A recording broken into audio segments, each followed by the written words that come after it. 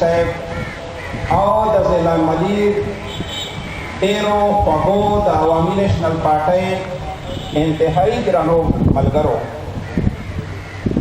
د هر څه نه اول خو د ضلع مدیر ټولو ملګرو ته مبارکي ورکوم چې هغوی د خپل دروند ملګري نادر خان صاحب په یاد کې د قرآن خانۍ اهتمام وکړو او بیا یې د دې تعزیتي ریفرنس انعقاد کړی دی.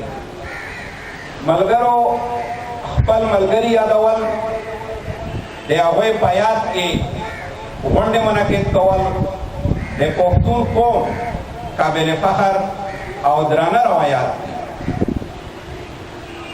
دلته په پښتون قوم باندې د باچا خان په پیروکارو باندې ډېرې سختې ورځې تېرې شوي دي. زه هغه ورځ قطعا نشم هېرولی چې دلته په دې ضلع ملي کې موږ د خپلو ملګرو اجتماعي جنازې کړي دي او بیا بعض ملګري زخمیان شوي وو چې هغوی ته بیا موږ هسپتال ته راوړو. ملګرو چونکې دا غونډه د نادر خان صاحب په یاد کې ده، نو نادر خان صاحب کې دا یوه غټه خوبي وه چې هغه ته به په تنظیم کې کوم کار وسپارلی شو، هغه به ډېر په استقامت، ډېر په حوصلې سره او ډېر په ذمهوارۍ سره ادا کولو.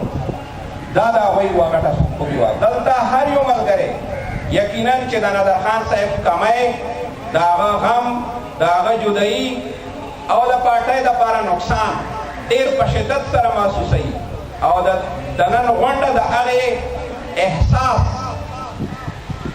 غټ ثبوت دی. ملګرو په سیاسي جدوجہد کې د باچا خان په پیروکارو داسې سخت وخت راغلی دی، داسې مشکلاتو سره مخامخ شوي دي چې ورور د ورور جنازه اوچته کړې ده، زوی د پلار جنازه اوچته کړې ده او پلار د زوی جنازه اوچته کړې ده. خو د هغو حوصلې انتهایي اوچتې وي او د هغوی داسې یو غم نه دی چې دوی نه دي لیدلی، داسې مشکلات نه دي چې دوی نه دي ورسره مخامخ شوي.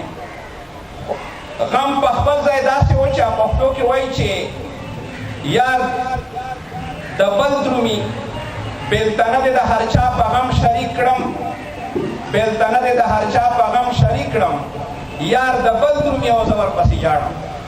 خو د هغه ملګرو حوصلې دومره مضبوطې وې، دومره لوړې وې، دومره اوچتې وې، دومره قابل فخر وې چې پښتو کې وایي چې د برودو په لمبو کې سکون ګورم، په ټپو د دلربا مې څه کار نشته.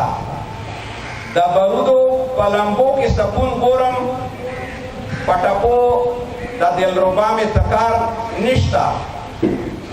سر د دار د محبوبې د غېږ نه خوږ دی، سر د دار د محبوبې د غېږ نه خوږ دی، د پښتو لیچو په خوب کې قرار نشته.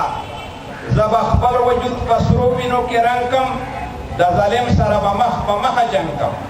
د باچا خان پیروکارو همیشه دپاره په سختو حالاتو کې د دغې حوصلې ثبوت پیش کړی دی، د دغې حوصلې مظاهره یې کړې ده. زه خپلې خبرې مختصر کوم.